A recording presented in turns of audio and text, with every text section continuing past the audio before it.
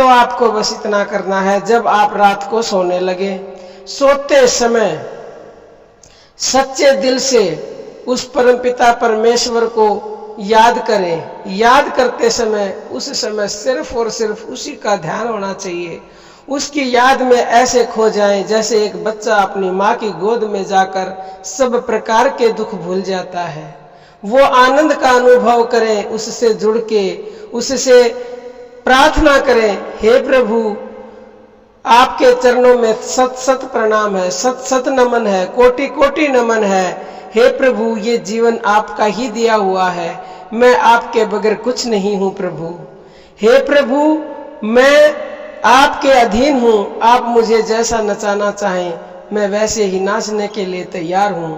प्रभु आप सब जानते हैं मैंने अपना जीवन पूरी तरह आपको समर्पित कर दिया है। तो फिर वो प्रभु ऐसे निष्ठुर तो हो नहीं सकते कि आपकी पुकार को नहीं सुनेंगे। और अगर आप उनको और फिर उसके बाद उनको धन्यवाद बोले, हे प्रभु आपने जो मुझे दिया है और जो आप मुझे दे रहे हैं उसके लिए आपको कोटि कोटि धन्यवाद, कोटि कोटि प्रणाम। और जो मैंने अच्छे बुरे कर्म सब किए हैं वो सब मैं आपको अर्पित करता हूँ।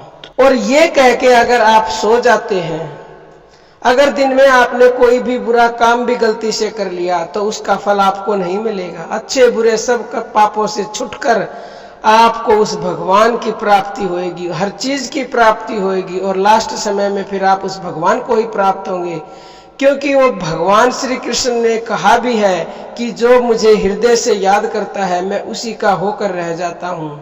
जो मुझे संपूर्ण समर्पित कर देता है मैं उसी का होकर रह जाता हूँ।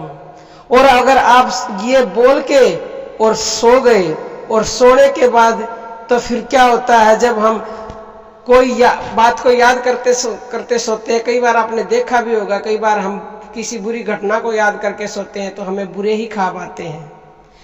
अगर हम भगवान का नाम लेके उसको याद करके उसको सब कुछ समर्पित करके सोएंगे, उसको सब कुछ अर्पित करके सोएंगे, तो फिर वो भगवान पूरी रात हमारे साथ रहता है, पूरी रात। एक कहावत आपने सुनी भी होगी, भक्त का भजन करे भगवान।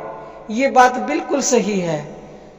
फिर भगवान की जिम्मेवारी है वो आपका किस तरह साथ देता है, आप उस पे छोड़ दीजिए पूरी तरह। वो आपके हर पल हर क्षण आपके साथ रहेगा।